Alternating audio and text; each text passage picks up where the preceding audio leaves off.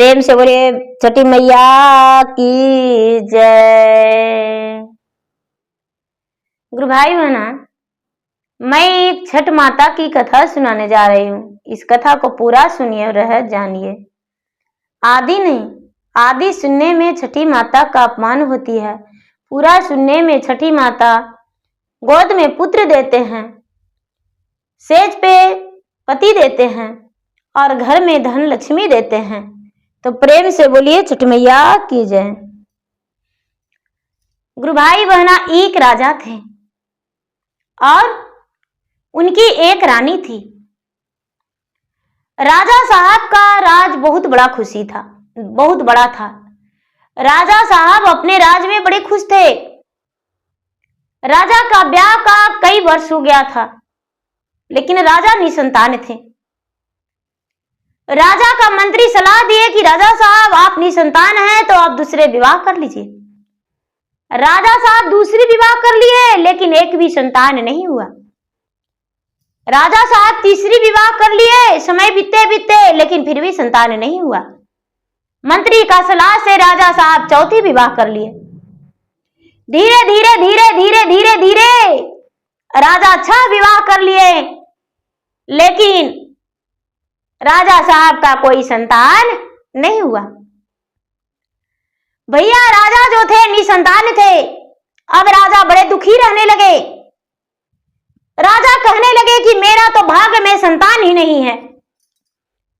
अब राजा को दिन में चैन और रात का नींद खत्म हो गया। राजा कहने लगे कि नहीं, मेरा ये राजपाट, धन संपत्ति क्या होगा? कुछ नहीं, मेरा तो भोगने वाला ही कोई नहीं है। बड़े कहने पर राजा साहब एक गरीब इंसान के घर फिर से ब्याह कर लिए। उसका नाम राजलक्ष्मी था। 7वीं रानी राजा के जो थी, उसका नाम राजलक्ष्मी था। राजा 7वीं रानी से ब्याह कर लिए।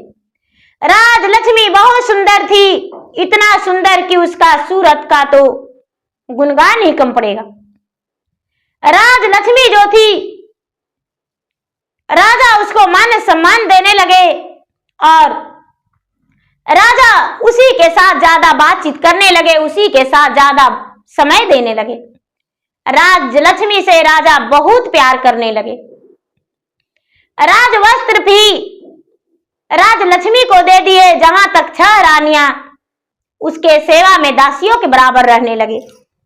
धीरे धीरे समय बीत रहा था, लेकिन राजलक्ष्मी का भी कोई संतान नहीं हुआ। एक दिन का बात है कि राजा जो थे, राजा द्वार पे बड़े उदास बैठे हुए थे और चारों तरफ निहार रहे थे और मन ही मन सोच रहे थे कि हे भगवान, मैंने तो 7 विवाह भी कर लिया, लेकिन मेरा एक भी पत्नी से कोई संतान नहीं हुआ। लेकिन भगवान, मेरा राजलक्ष्मी कितनी सुंदर है कि मेरा धैर्य धराते हुए कहती है कि नहीं महाराज, मेरा संतान अवश्य होगा। पता नहीं मेरा संतान होगा या भी नहीं, या मेरा राजलक्ष्मी भरोसा ही धराते रह जाएगी। तभी एक महात्मा आए और कहने लगे कि हे राजन, बड़े उदास मन से बैठे हुए हैं, क्या हुआ? महात्मा को बात सुनकर राजा कुछ नहीं बोले, चुप रहे। तभी फिर से महात्मा कहते हैं कि क्या बात है राजा, आप कुछ अन्न दान कीजिए, भोजन दान कीजिए। महात्मा के बात सुनकर राजा बोले कि बैठिए।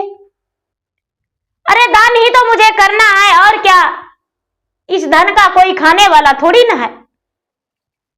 ये बात सुनकर महात्मा कहते हैं कि ऐसे बात क्यों कर रहे हैं? राजा कहने लगे कि मेरा 7वीं रानी भी आ गई, लेकिन फिर भी मैं निसंतान हूं। मेरा तो कोई संतान है ही नहीं, तो भला क्या करूं?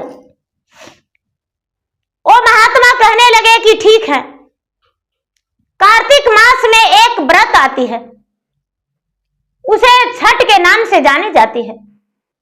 7 रानी से आप बोलिए, 7 रानी से आप कहिए, वो व्रत करेंगे जो भी सच्चे मन से व्रत करेंगे उनका संतान अवश्य होगा। राजा बोले, ठीक है, मेरा पत्नी अवश्य व्रत रखेगी और थोड़ी सी हम चावल देते हैं, ये चावल को खीर बना के और सातों रानी आपस में खाएगी और उसमें आपको भी खाना होगा, संतान अवश्य होगा। राजा चावल ले लिए और चावल लेकर और महल के अंदर गए। वो जो महात्मा थे वो अदृश्य हो गए, यानी अंतर्ध्यान हो गए।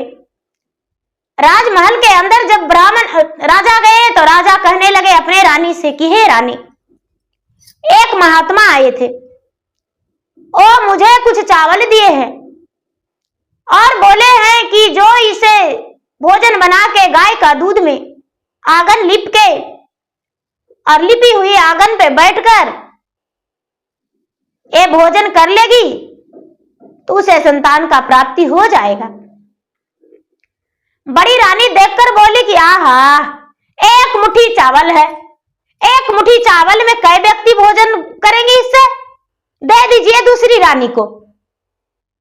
बड़ी रानी चावल को नहीं ली, दूसरी रानी के पास राजा साहब गए। दूसरी रानी को बोले, हे रानी, एक महात्मा आए थे, मुझे चावल दी है और बोले हैं सातों रानी बांटकर ये प्रसाद बनाकर खा लेगी।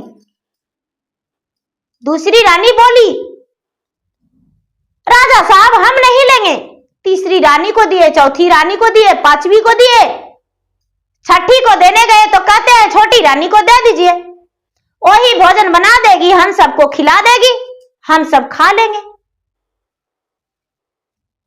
गुरु भाई बहना, जो छोटी राजलक्ष्मी थी वो चावल बड़े अच्छे से संभाल कर आंचल में ले ली और राजा से बोली, हे स्वामीनाथ, गाय का दूध मुझे ला दीजिए, हम इसे खीर बनाएंगे और खीर बनाकर सातों सौतन बांटकर खाएंगे। कहने लगे ठीक है। राजा गाय का दूध ला दिए और गाय का दूध लाकर और राजलक्ष्मी को दे दिए। राजलक्ष्मी बीच आंगन में चूल्हा बनाई, पीतल का हांडी चढ़ाई, दूध डालकर उसमें खीर बनाई।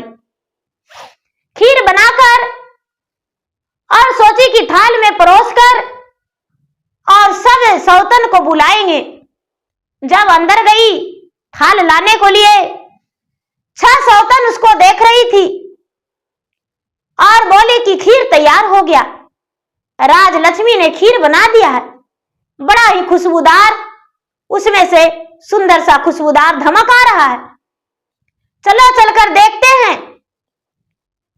और 6 मिलकर सारी खीर उसमें से थाल में परोसकर और लाकर झटपट खा ली। 6 को लगा कि यदि सारा खीर खा जाएंगे तो वो निसंतान रहेगी, उसका संतान नहीं होगा। बर्तन जूठा रहने के कारण वो बर्तन जाकर धोने लगी और धोकर आई तो देखती है कि एक भी खीर उसमें नहीं है। जाकर अपने सौतन से पूछी, दीदी मैं खीर बनाया अगर में रखा पर एक भी खीर नहीं है, खीर क्या हो गया, क्या आप लोग खाएं? 6 सौतन की आवाज निकला, नहीं नहीं नहीं, क्या तूने खीर बनाई और मैं इतना भूखा था जो मैं तुम्हारा खीर खा गया? मैं कोई खीर नहीं खाया हूं, मैं तुम्हारा भोजन नहीं छुआ हूं। शायद कोई कुत्ते बिल्ली आया होगा और उन्होंने खाकर तुम्हारा हांडी चाट कर चला गया होगा।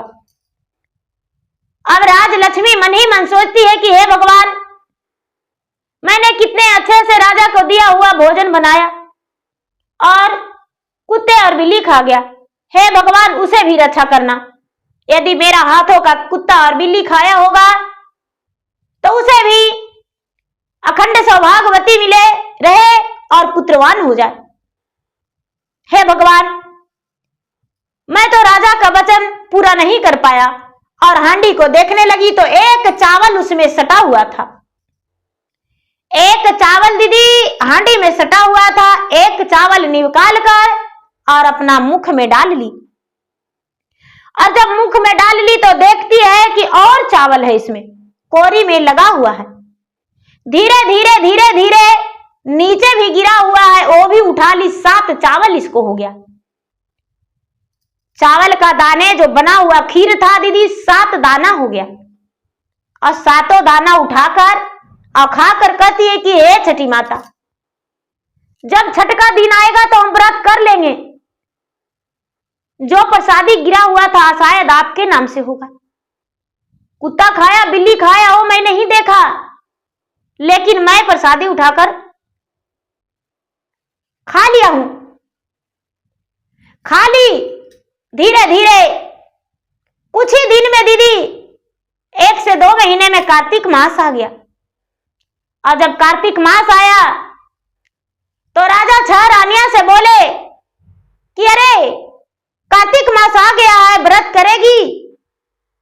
तो 6 रानियां कहती है कि राजा साहब, राजलक्ष्मी से बोलिए, सारा कार्य तो वो संभालती है, तो भला हम व्रत कैसे करेंगे? वो व्रत करेगी, वही उपवास रहेगी। हम पूरे 3 दिन उपवास रहने वाले में से नहीं है। मुझे तो भूख लग जाता है, मेरा तो उमरिया भी ढल गया है।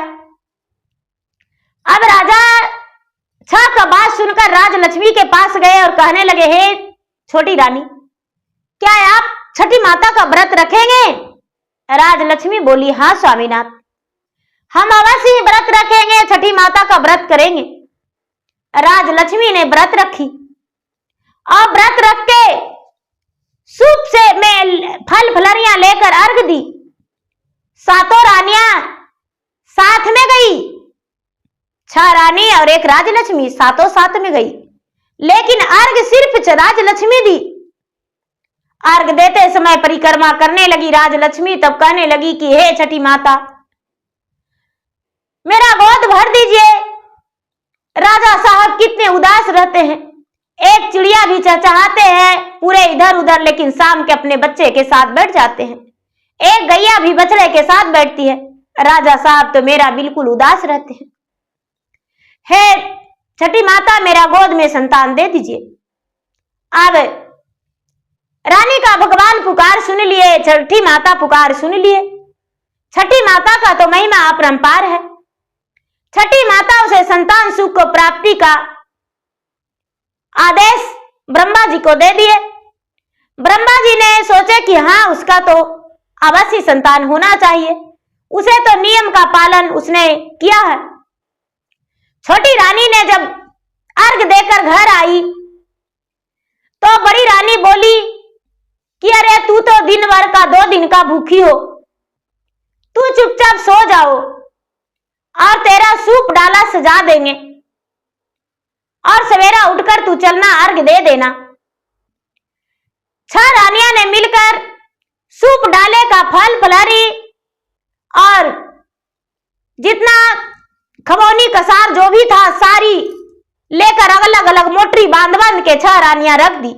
कुछ खाई और कुछ छुपाई। उसके बाद सवेरा होने से पहले छोटी रानी जागी तो देखती है कि अरे मेरे सौतन बोली थी कि अरे सूप सजा देंगे, पर मेरा तो सूप सजाया ही नहीं है। कुछ फल फलहरियां बचा था, उसे सजाकर और गंगा के घाट पर सवेरा होने से पहले वो चल गई। जाके सूर्य भगवान को सप्तमी का दिन भी अर्घ दे दी। अर्घ देकर आई तभी 6 रानियां ने क्या की, इसका सूप पर के जो भी प्रसादी था सारी प्रसादी इन लोगों ने ले लिया और बोला कि तू तो व्रत रखी हो, लेकिन मैं तो प्रसादी खाकर ही भगवान को मनाएंगे। तूने तो व्रत रखी हो तो तू प्रसाद तो खा ही नहीं सकती हो, क्योंकि तुम पर तो भगवान खुद का विराजमान है। ऐसा बात सुनकर छोटी रानी कुछ नहीं बोली और बोली कि दीदी, जिसके लिए भगवान का मन में लगन होता है तो भगवान उसका श्रद्धा भक्ति पूरा करते हैं। आप चिंता मत करिए, आप पूरे प्रसादी खा जाइए। कुछ व्रत आधी हुई थी तब भी चुरा ली, पूरा होने के बाद भी उन लोगों ने बंटवारा कर ली। राजा को भी प्रसादी नहीं मिला। जो छोटी रानी थी, छोटी रानी ने रोड़ी का टीका ही लगाकर कच्चे धागे बांध दी अपने पति को हाथ में और बोली कि सभी प्रसादी 6 रानियों ने ले लिए हैं। राजा कुछ नहीं बोले। अब रानी 1 महीने के बाद राजा को खुशखबरी सुना दी और बोली कि हे स्वामीनाथ, मैं तो इस खानदान के वारिस देने वाला हूं, इस राज के उत्तराधिकारी आने वाला है। राजा साहब इस बात को सुनकर बड़े प्रसन्न हो गए, खुश हो गए और कहने लगे कि चलो, सौभाग्य की बात है कि मेरा छोटी रानी राजलक्ष्मी गर्भवती है। अब 6 रानियां को जानकारी हुआ तो 6 रानियां सोचती कि कैसे करके मैं इसको प्राण ले लूं, इसका पेट का बच्चे मार दूं या इसे तलवार से 3 खंड कर दूं।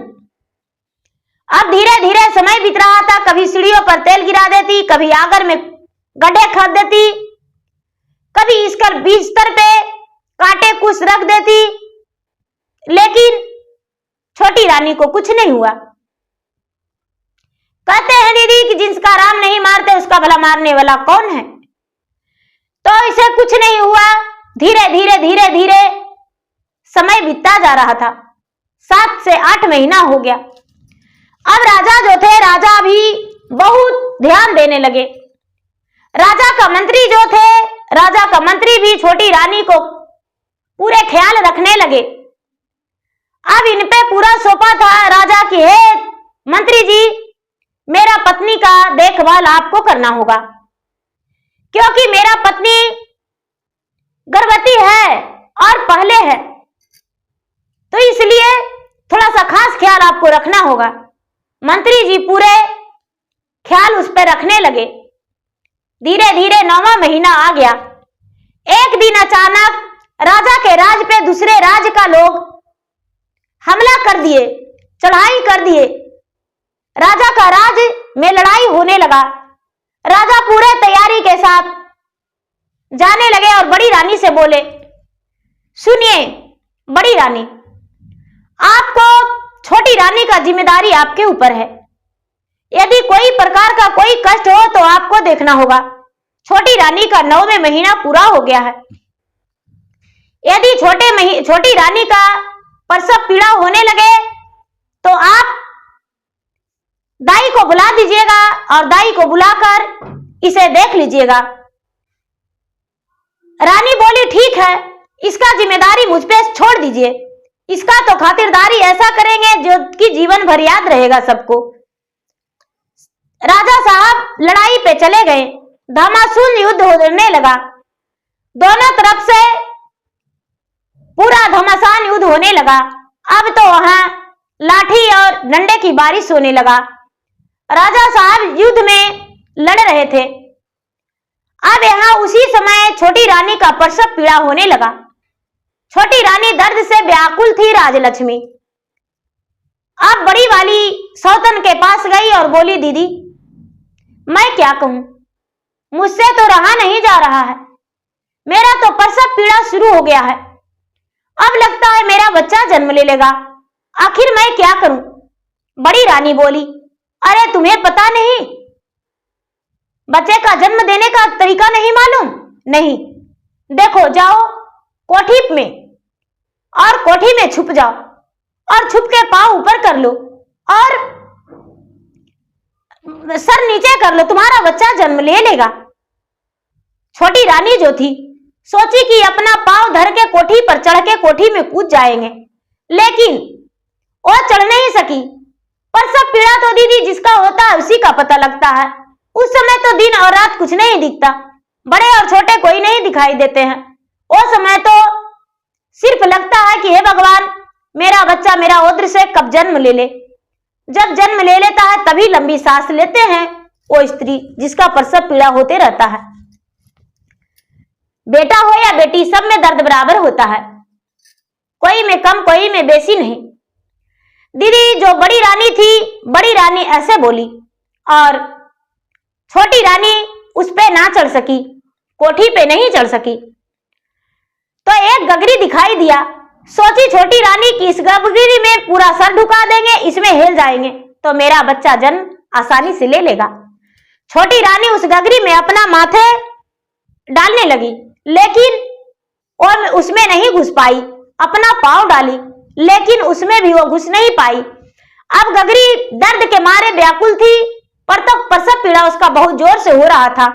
अब बेचारी याद की, है छठी माता, आप तो सबके दाता हैं, आप तो सबके कष्ट दूर करने वाले हैं, आप तो किसी का संतान देते हैं, दुख को हरते हैं, तो आप भला मेरा इतना दुख क्यों दे रहे हैं? हे छठी माता, मुझे कल्याण कर दीजिए और मेरा बच्चे का जन्म दे दीजिए। रानी जो थी, छोटी रानी, छठी माता को मनाते मनाते और याद आया कि अरे मेरा जेठानी तो बोली थी कोठी में हेल जाओ, तो इस गगरी के फोड़ कर माथे पर ले लेती हूँ। गगरी को फोड़ कर माथे पर ले ली और उसका 7 बच्चा जन्म ले लिया। 7 बच्चा लगातार जन्म ले लिया, 6 भाई और 1 बहन। दीदी 6 भाई और 1 बहन। अब तो 7 बच्चा को देखकर ए बेचारी दर्द के मारे इसका शरीर पीड़ित था, व्याकुल थी। 7 बच्चा के अपने आंखों से देखी, लेकिन प्रसव पीड़ा ज्यादा होने के कारण ए बेहोश हो गई, मूर्छित हो गई। अब क्या करती है दीदी? जो सौतन थी, सौतन ने क्या किया कि जल्दी से दाई को बुलाई और दाई को बोली कि लो, इस बच्चे को किसी झाड़ी जंगल में फेंक आओ, मिट्टी से दबा देना। दाई ने लेकर मिट्टी से दबाने चल गई और इन्होंने क्या किया कि चूहे, बिल्ली, कुतिया के बच्चे, बंदरिया के बच्चे इसके पास रख दिए। जो राजलक्ष्मी थी उसके पास बंदरिया का बच्चा, कुत्ते का बच्चा, बिल्ली का बच्चा, ईंट पत्थर सब रख दी। राजा का लड़ाई भी पूरा हो गया था। राजा आए तो 6 रानियां बड़ी खुश थी। राजलक्ष्मी उदास अपने राजमहल में बैठी हुई थी, अपने कमरा में बैठी हुई थी। 6 रानियां तो कहना ही नहीं, राजा के द्वार पे फूलों का बारिश हो रहा था। मन में तो 6 रानियां को लड्डू फूट रहा था। 6 रानियां को तो बधाई ही बधाई था। राजा साहब कहते हैं कि आज आप लोग बड़े खुश हैं।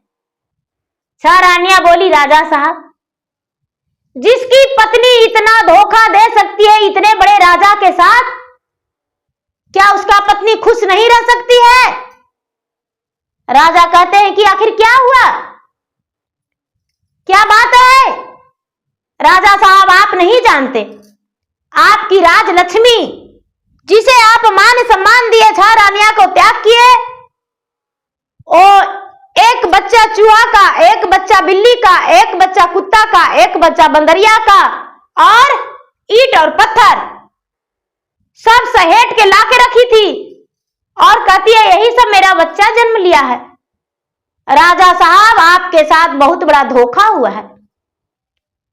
राजा का शरीर गुस्सा के मारे अंगार हो गया और राजलक्ष्मी के पास जाकर एक बार भी उसका आंसू नहीं पोंछे और उसे कहने लगे कि मेरा राज से निकल जाओ, जल्दी से राजवस्त्र खोल दो और तुम कारागार में चले जाओ। जो राजलक्ष्मी थी दीदी, ओ बेचारी रोए जा रही थी, लेकिन उसका बात कोई सुनने वाले नहीं थे। राजलक्ष्मी अपनी गीली आंखों को आंचल से पोंछी और कहती है कि हे छठी माता, आपका जो व्रत करता है उसका ये परिणाम मिलता है। हे छठी मैया, मेरा पुत्र को, मेरा पुत्री को आपको संभाल के रखना होगा। मैं अपने आंखों से देखा हूं, मैंने 7 बच्चे का जन्म दिया और मेरा 7 बच्चे को मेरा सवत ने कहां रखी मुझे पता नहीं, लेकिन इस वक्त मेरा बात राजा नहीं मानेंगे। हे छठी माता, मेरा यही विनती है कि मेरा पुत्र को और पुत्री को एक दिन राजा के सामने जरूर लाना। रानी यही बात मन में सोची राजलक्ष्मी। राजा हाथ पकड़ के राजमहल से निकाल दिए, कारागार में राजलक्ष्मी को बंद कर दिए। अब राजलक्ष्मी जो थी कारागार में बंद हो गई। धीरे धीरे समय बीतने लगा। बड़ी रानी जो थी राजरानी बन गई, राजरानी का वस्त्र पहन ली। अब तो उसी का हुक्म चलने लगा पूरे राजमहल में। धीरे धीरे समय बीतते बीतते फिर से कार्तिक मास आया तो राजलक्ष्मी का भोजन जो था, भोजन नौकरानी दासी देने जाती थी जो बांधी रहती है। घर में दाई रहती है दीदी, तो दाई भोजन देने जाती है तो दाई कहती है कि रानी साहब भोजन कर लीजिए। लेकिन रानी कहती है कि अरे बहन, तुम नहीं जानती हो आज तो कार्तिक मास का नहाई खाई का दिन है।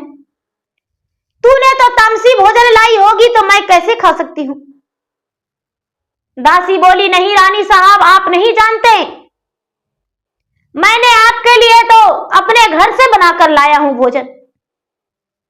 लौकी की सब्जी, चने की दाल, कच्चे चावल मैंने बनाकर लाया हूं, आप भोजन कर लीजिए।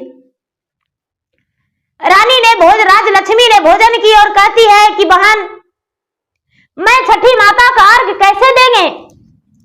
दासी बोली, आप नहीं जानते रानी साहब, उसका भी मैंने प्रबंध कर दिया हूं। मैं राजा से 4 दिनों का लगातार छुट्टी लिया हूं और आप मेरे घर जाके और गंगा के घाट पर जाकर अर्घ दे देंगे। आपके बदले मैं कारागार में रह जाऊंगी। जो दासी थी, मुंह बोली दासी थी, छोटी रानी का मदद कर दी। छोटी रानी ने उदासी का घर चल गई और वहां से जाकर छठी माता का व्रत की, अपने संतान के सुरक्षित रहने का कामना की। धीरे धीरे 4 दिन बीत गया। उसके बदले में दासी जो थी कारागार में रही। राजलक्ष्मी कारागार में आ गई और बेचारी नौकरानी निकल गई, वो कारागार में चल गई। अब धीरे धीरे समय बीत रहा था। एक दिन अचानक, जब धीरे धीरे समय बीतते बीतते 12 बरस बीत गया तो एक दिन अचानक राज दरबार में कोई व्यक्ति आए और कहने लगे, राजा साहब, आप जानते हैं बांसबाड़िया में पूरा घना सा 6 कोठी बांस और एक फूल का वृक्ष है, वो तो बेली का है, और उसमें से कोई आवाज निकलता है, सुंदर सा फूल उसमें खिल जाता है, बड़ा धमकता है। उस तरफ जो भी जाते हैं उस फूल का खुशबू लेते हैं, लेकिन फूल किसी से नहीं टूटता है। राजा साहब, आप यदि उस फूल को तोड़वा लेते तो बड़ा खुशी का बात था। राजा कहते हैं कि वाह, कैसा फूल है। राजा का माली कहते हैं कि हम अवश्य जाएंगे देखने। राजा का माली गए तो 7 बांस में से आवाज निकलता है कि अरे बहन, देखो राजा का माली आ रहा है। फूल तोड़ने क्या जवाब देगी। फूल में से आवाज निकलता है कि अरे ये तो बाबा का माली है, इसे भगा दो। सब मिलकर मेरे मां को सब दुख दिया है। यह तो प्रतिदिन फूल देने जाता था, लेकिन इसे आंख नहीं था, ये दिखता था नहीं। भागो रे भागो माली भागो, मेरा फूल के पास मत आओ। 7 बांस बोला, बहन आकाश लग जाओ। बेली का फूल जो था आकाश लग गया। आकाश लग गया दीदी। अब ये माली लौट कर आ गया और बोला, राजा साहब, फूल में से लगता है कोई बात करता है। बांस का पेड़ और फूल में कोई बड़ा रहस्य है। क्या हो सकता है वो नहीं पता, लेकिन बहुत बड़ा रहस्य है। कहने लगे, हाँ तो ठीक है, मेरे मंत्री जी जाएंगे और देख लेंगे। मंत्री गए और मंत्री जाकर फूल तोड़ने का कोशिश किए तो फूल में से आवाज निकला कि भैया देखो, बाबा का मंत्री आया है। बांस में से आवाज निकला, अरे बहन तू पूरे डाल पात आकाश लग जाओ, मंत्री को तो हाथ मत लगाने दो। मंत्री पे तो मेरे माँ का पूरा जिम्मेदारी था, लेकिन इन्होंने ही मेरे माँ को कारागार में बंद करवा दिया और मुझे झाड़ी जंगल में फेंक दिया गया। क्या इसका फर्ज नहीं बनता था कि मेरे माँ को देखभाल करे और मेरे माँ को सुरक्षित रखे? उनका वो हिम्मत जो मुझे आकर जंगल में फेंक देता और मेरा माँ को कारागार में डाल देता। मंत्री साहब फूल और बांस का पेड़ बातें समझ गए। सोचने लगे कि राजमहल के अंदर तो कोई न कोई बहुत बड़ा सा कांड हुआ है। फूल का खुशबू आया लेकिन फूल तोड़ नहीं पाए। मंत्री राजा के पास आकर कहने लगे, राजा साहब अब तो मुझे कोई समझ में लगता है कि महल के अंदर कोई बड़ा सा कांड हुआ है। अब एक ही उपाय है, आप जाइए और जाकर फूल तोड़ लीजिए, आप ही से टूट सकता है। बड़ा खुशबूदार फूल है, आपस में लगता है कि बातें करता है उन लोग। राजा गए तोड़ने। जब राजा गए तो वहां पर पहुंचे तो फूल में से आवाज आया, भैया पिताजी आ गए। पिताजी फूल तोड़ने आए हैं, क्या तोड़ने दूं?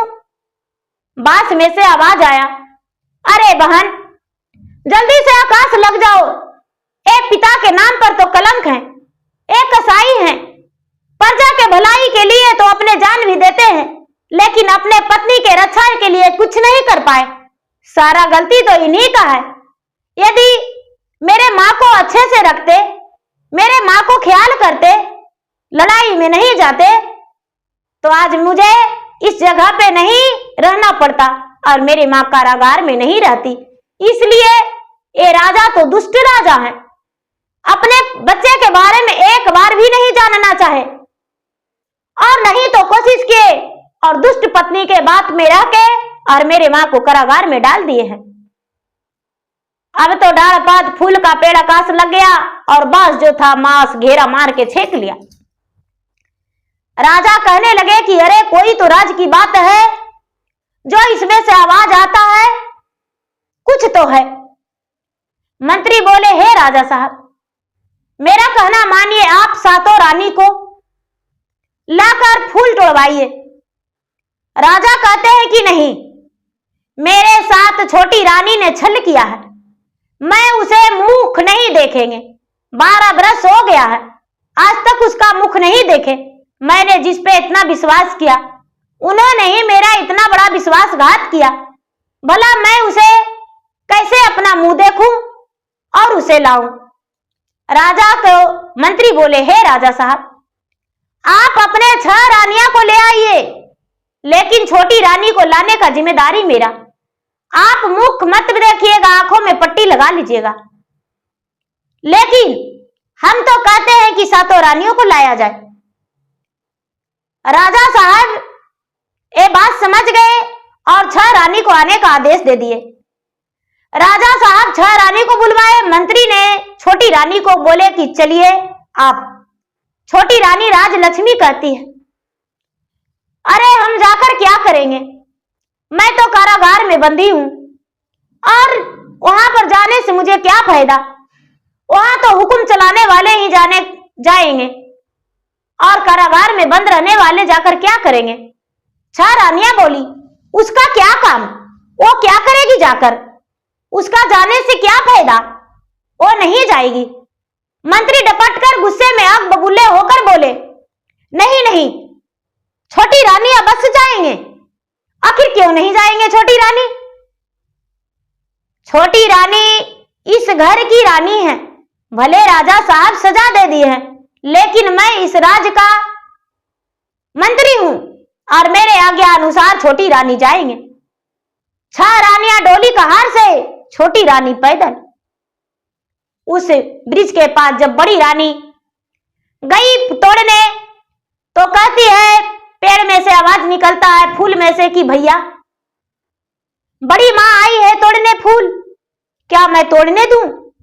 बांस में से आवाज निकला, अरे बहन कभी हाथ मत लगा देना, ये तो दुष्ट है, दुष्ट रानी, ये तो मेरा माँ का दुश्मन है, इन्होंने ही तो मेरा ये हाल किया है, मुझे यहां पर फेंक दिया है और मैं इस जगह पे हूं, इन्होंने ही तो करवाया। मेरे मां को खुशी से देखकर रहा नहीं गया और मुझे जंगल में फेंकवा दिया। कभी इसको हाथ मत लगाने देना। रानिया कहती है कि अरे मेरा इशारा पे तो पूरा राज चलता है, अभी तुम्हारा ब्रिज कटवा देंगे। पेड़ में से कोई आवाज नहीं आया, पेड़ गुमसुम पड़ा था। मंत्री कहते हैं राजा साहब आपके आदेश पाऊं तो छोटी रानी को तोड़ने बोलूं। राजा साहब कहते हैं कि तो ठीक है। छोटी रानी निकलकर और ब्रिज के सामने पहुंची। फूल में से आवाज निकलता है कि भैया मैं अपने आप को रोक नहीं पा रही हूं, आज मेरे मां मेरे सामने आई है, मैं अपने आंखों से मां को देख रही हूं। भैया मैं क्या करूं, मेरा डाल नीचे का ओर जा रहा है, मेरा फूल सोहर रहा है। बांस में से आवाज निकला बहन मेरा भी मन नहीं मान रहा है, मन तो कर रहा है मैं भी मां को अपने बगल में रखूं और उनका पांव पड़ूं, मैं तो उनके कोरा में लग जाना चाहती हूं। फूल जो थी, फूल पूरे डाल पात पूरा राजलक्ष्मी के चरण में गिर गया और 7 बार जो था 4 अंग से पूरा राजलक्ष्मी के गोद में लिपट गया। अब राजलक्ष्मी का आंखों से आंसू गिर रहा है। राजलक्ष्मी जो थी ओ रोते रोते फूल तोड़ने लगी। फूल में से आवाज आया मां तोड़ लो डाली भर के, मां तोड़ लो गोदी भर के, मां तोड़ लो फूल तोड़ लो, आज तो मुझे मौका मिला है तुमसे मिलने का, और मां अब तुम मुझे छोड़कर मत जाना। मां तुम्हारा दुष्ट दुश्मन तो तुम्हारे नजरों के सामने है। मां मैं चाहता हूं कि मैं तुम्हारे साथ रहूं, लेकिन क्या करूं, मैं अभागन तो वन में हूं। जो सारा लोग थे राजा तो देखकर दंग रह गए कि अरे आखिर फूलों का रहस्य क्या है। सारे प्रजा कहने लगे आखिर फूलों का रहस्य क्या है, क्या बात है। किसी से ये फूल टूटा नहीं, लेकिन ये राजलक्ष्मी 12 वर्ष से जो कारागार में बंधी है वो कैसे ऐसे हो सकती है, कैसे उसका पांव पे फूल गिर गया, बांस का पेड़ सब लोर गया। तब राजा कहने लगे कि आखिर इसका राज क्या है, हमें बताओ। पेड़ में से आवाज निकला कि आप क्या राज जानना चाहते हैं, आखिर आप राज क्या जानना चाहते हैं। क्या फायदा जो अपने पत्नी को, दुखी पत्नी को एक बार भी नहीं समझाया, अपने बच्चे का हाल जानना नहीं पसंद किया। एक बार आप पूछे अपने पत्नी से कि क्या तू चूहे का जन्म दिया हो, बंदरिया का जन्म दिया हो, ईंट और पत्थर। कभी कोई पत्नी किसी का, नारी कोई स्त्री जाति मनुष्य चूहे बिल्ली बंदरिया कुतिया ईंट और पत्थर का जन्म दे सकती है जो आपकी पत्नी जन्म दी थी। राजा तो हक्के बक्के में रह गए और कहने लगे तो आखिर क्या है। आप नहीं जानते राजा साहब, मेरे मां राजलक्ष्मी 7 बच्चे का जन्म दिया, 6 पुत्र और 1 पुत्री। 7 बच्चे एक बार मैंने इसके ओद्र से जन्म लिया और इन्होंने अपने सवत से पूछी तो सवत ने बोली कि जा कोठी में छुप जा, लेकिन मेरे मां को एक गगरी मिल गया और गगरी सर पर रखी। लेकिन आप तो देखे कि अरे इसी गगरी में कुत्ते और बिल्ली का बच्चे लाई होगी। नहीं, आपकी जो लाडली रानी है, बड़ी रानी, वो रानी क्या की थी आप नहीं जानते। वो रानी ने दाई के हाथों मुझे वन में फेंकवा दी, लेकिन यहां पर माता छठी प्रकट हो गए और जोर से तूफान आ गया। छठी माता का कृपा से जोर से तूफान आ गया और बारिश बरसने लगा, धूल उड़ने लगा और मुझे अपने आंचल में छुपा लिए। और दाई को लगा कि बच्चा आंधी तूफान में उड़ गया, दाई लौट कर चली गई और हम लोग सातों भाई बहन माता छठी के गोद में पलने बढ़ने लगे। आज तक मैंने माता छठी का गोद में पला बढ़ा और आज भी माता छठी का दिन है। आज भी कार्तिक मास माता छठी का दिन है। आज भी मेरी माँ व्रत में है। आज भी जो आपकी छोटी पत्नी राजलक्ष्मी है वो व्रत रखी है, पूरे लगातार 12 बरस व्रत रखी है, आज भी व्रत में है। राजा साहब ये बात सुनकर दंग रह गए और कहने लगे कि क्या राजलक्ष्मी आज भी व्रत में है?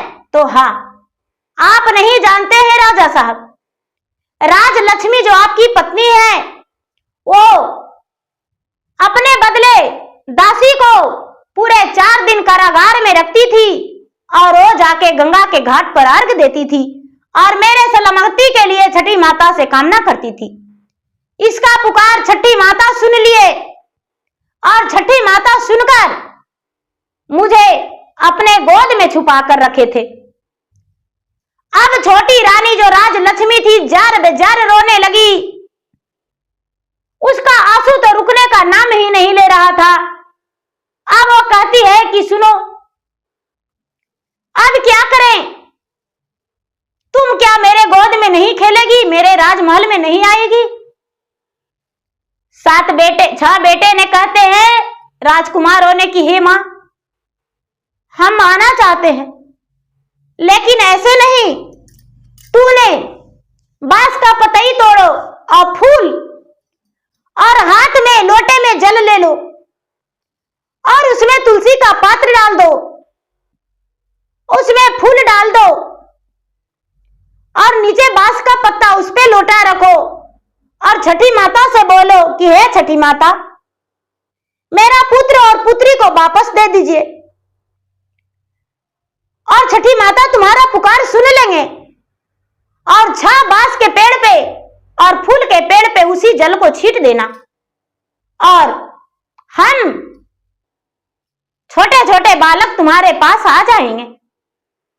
मां, मैं तो 12 बरस के हो गया हूं। दीदी ये बात सुनकर रानी तनिक भी देर नहीं की और झट से राजा साहब तुरंत रानी को घर ले गए और ले जाकर स्नान करवा के और रानी का वस्त्र पहना के और राजा तुरंत लाए लोटे में जल लेकर। रानी तो फूल तोड़ रखी, बांस का पत्ते तोड़ी और तोड़ के भगवान के ओर, छठी मैया के ओर खड़ी होकर और कहती है कि हे छठी मैया, मेरा पुत्र को, मेरा पुत्री को वापस दे दीजिए। हे छठी माता, मैं आपसे कामना करती हूं, मैंने सच्चे मन से आपको व्रत किया होगा तो मेरा पुत्र और पुत्री आप अपने गोद में जो लिए हैं मेरे गोद में आप सौंप देंगे। ऐसा कह के उसी जल को बांस के पेड़ पर और फूल के पेड़ पर राजलक्ष्मी ने छिड़क दिया और जो 6 पुत्र और 1 पुत्री थी, 7 राजलक्ष्मी में लिपट गए। सारी बांस का जो था बांस सारा टूट गया, पेड़ जो था फूल का वो भी टूट गया और बालक छोटे छोटे 12-12 बरस के सब निकल गए। अब तो पूरा राज में हाहाकार मच गया, पूरा राज का लोग वहां पर झूम गए। सारा लोग कहने लगे कि राजा के 6 रानियां ने मिलकर राजलक्ष्मी का संतान के साथ ऐसा किया था। अब तो पूरे राज के लोग राम राम छी छी, बड़ी रानी, छोटी रानी, दूसरी रानी, तीसरी, चौथी, 5वीं, 6ठी को कहने लगे। राजा ने धूमधाम से बाजे गाजे के साथ अपने 7 संतान को और छोटी रानी को राजमहल ले गए। राजमहल ले जाकर और कहने लगे कि आज हमने 6 रानियां को गवाड़ा भर देंगे। राजलक्ष्मी कहती है कि नहीं स्वामीनाथ, इस वक्त गहवाड़ा भरने का समय नहीं है। आज तो खुशी का दिन है, आज तो माता छठी का दिन है। आज मैं अपने 7 संतान के साथ और आपके साथ, अपने पूरे प्रजा के साथ गंगा जी में जाएंगे, स्नान करेंगे और माता छठी का अर्घ खुशी खुशी देंगे। राजा ने तनिक भी देर नहीं किए, बाजार गए और बाजार जाकर सारे फल फलहरियां, सूप, दौरी, पान, फूल, लवंग, इलायची, सिंदूर, रोड़ी, कच्चे धागे, अर्घौताल, गड़ी छोहाड़ा, जो भी था सामग्री सब कुछ ले आए, नारियल फल सब कुछ ले आए और लाकर रानी को सूप अपने हाथों से राजा सजा दिए और दासी को भी, और सूप सजाकर दासी को सुंदर सा वस्त्र दिए और दासी को बोले कि तुम ही मेरा राजलक्ष्मी का ख्याल रखेगी और इसका हाथों पे सूप देगी। राजलक्ष्मी का सातों बच्चे, राजा, राज का लोग और राजमहल में जितने लोग थे सभी गए और रानी जो थी राजलक्ष्मी जाके गंगा जी में अर्घ दी। अर्घ देकर छठी सतमी दोनों दिन अर्घ दी, अर्घ देकर व्रत संपन्न करके घर लौटी। अब राजा साहब कहने लगे कि मैं तो चाहता हूं कि 6 रानियां को एक गड्ढे खोदकर 6 का तेगा से सर काटकर और गवारा भर दें। राजलक्ष्मी कहती है कि नहीं राजा साहब, आज तो मेरा राज में खुशी का दिन आया है जो कभी नहीं आया था, इसीलिए मेरा कहना मानिए और वही कीजिए। राजा कहने लगे कि मैं तो आपको 12 बरस कारागार में बंद किया हूं, जो कहेंगे वही मानेंगे, आपका मैं बहुत बड़ा गुनहगार हूं, आप मुझे कोई भी सजा दे सकते हैं। राजलक्ष्मी राजा को बात सुनकर उनका चरण में लिपट के कहती है कि हे स्वामीनाथ, शायद मैंने ऐसा कर्म में लिखा कर आया होगा, इसीलिए मुझे ये दंड भुगतना पड़ा, लेकिन 6 रानियों को दासी का वस्त्र पहना दीजिए और राजरानी का वस्त्र खुलवा दीजिए। राजा ने 6 रानियों को राज वस्त्र खुलवा दिए और दासी का वस्त्र पहना दिए और राजलक्ष्मी को राज वस्त्र मिल गया और राज सिंहासन मिल गया। राजलक्ष्मी को राज सिंहासन मिल गया, राज वस्त्र मिल गया, 6 पुत्र और 1 पुत्री, 7 संतान भी उसके गोद में खेलने लगे। राजमहल के अंदर तो खुशियां ही खुशियां गूंज रहा था। अब तो राजमहल के अंदर खुशी का ठिकाना नहीं था, वहां तो लोग पूरे नाच गा रहे थे, मस्ती कर रहे थे। राजा साहब पूरे राज में घूम घूम कर बोले कि जो भी व्रत नहीं करते हैं छठी का व्रत करिए और मुझसे पैसा लेकर वो व्रत कीजिए, मैं छठी का दिन दान करेंगे और दान करके माता छठी का हम भी अर्घ देंगे। राजा साहब लाइन लगाकर छठ के दिन दान करते थे और उनके घर लोग आते थे दान लेने को लिए और दान लेकर छठ करते थे। राजा भी छठ करवाते थे। राजा 6 रानियों को दासी बना दिए, राजरानी को राजवस्त्र पहना दिए, अपने राजमहल में खुशी खुशी जीवन बिताने लगे और खुश रहने लगे। तो प्रेम से बोलिए छठ मैया की जय। गुरु भाई बहना, मेरा वीडियो अच्छा लगे तो मेरा वीडियो को लाइक करें, शेयर करें। चैनल पर यदि नए हैं तो चैनल का सब्सक्राइब करें, बेल आइकन घंटी को दबाएं, जो कि मेरा वीडियो का नोटिफिकेशन सबसे पहले आपके पास जाए और आप मेरा वीडियो को सुन सके, देख सके। कमेंट बॉक्स में जय छठी मैया जरूर लिखें।